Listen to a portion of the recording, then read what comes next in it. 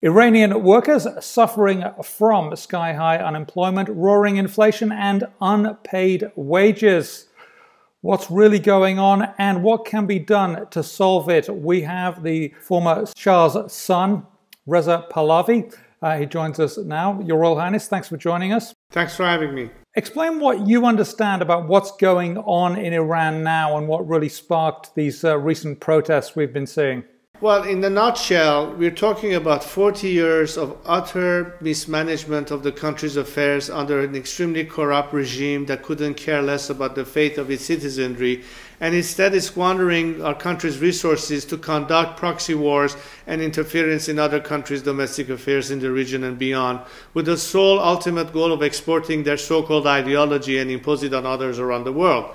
Result has been an economic decay which has led our country on the brink of economic collapse, major crisis in terms of people's inability to find work or jobs, poverty, inflation, you name it, an extremely dismal record that has ultimately boiled to a point that people are simply no longer able to tolerate this and are completely fed up and are asking for fundamental change, and are demonstrating today in protest against this regime with the hope of having a different future. And the different future comes down to the very basic things like having a job, having money coming in from work and things like that. How does that come back? How do we get from where the country needs to be from where it is now, which is clearly a bit of a mess? Well, obviously, the difference where you have governments that care about their citizenry as opposed to one that does not, it makes the whole difference in the day.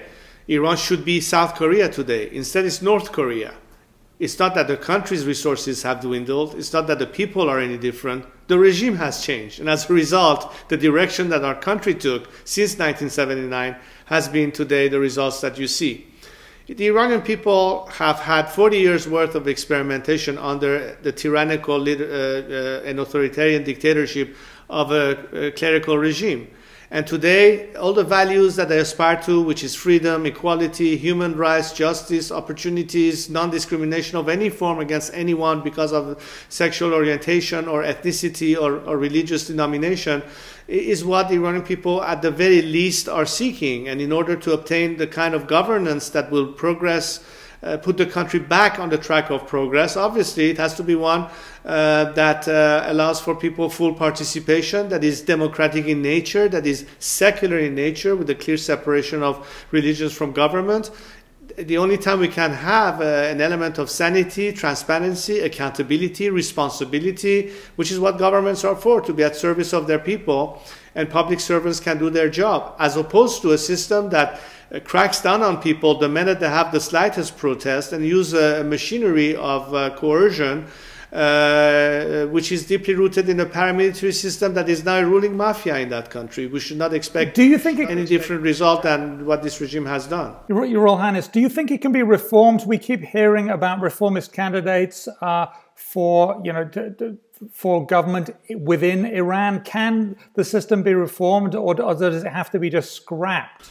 Well, this is something that the regime has tried for many years to try to fool people to believe in. And unfortunately, some people at some point actually believe that perhaps reform is possible. And they attempted it not once, not twice, but 3 times. And every time it has failed. The reason it has failed is simple. There is no possible way that you can bring about change of policy or laws in any country from a parliamentary process where unelected leaders with absolute final say can pretty much make the final decision. In other words, legislation is impossible under the current constitution to bring about any reforms. If tomorrow people, shall we say, want to put an end to this regime, there's no instrument that enables people to conduct free elections to do so under this system. There has never been a free election of people's chosen candidates. They had to go through a filtering process, and only the most dedicated to this regime passes through that seat. And at the end, people are forced to choose between the lesser of the evils, and then they end up with this guy or that guy, which at the end are there to preserve the system. So if there was any credence or any necessity to give an opportunity for the so-called reform to take place, Today, this concept is completely abandoned and forgotten because people know that this is just a waste of their time. It's never going to happen. So as far as I'm concerned, and millions of Iranians are concerned, this issue is dead. The next question is, we need to get rid of the system as a whole in order to obtain everything that we are aspiring for, in order to govern ourselves and lead the country back to the path of prosperity and, of course, freedom. Okay, the system has to go. There you heard it from His Royal Highness Reza Pahlavi. I'm Simon Constable, and that's it.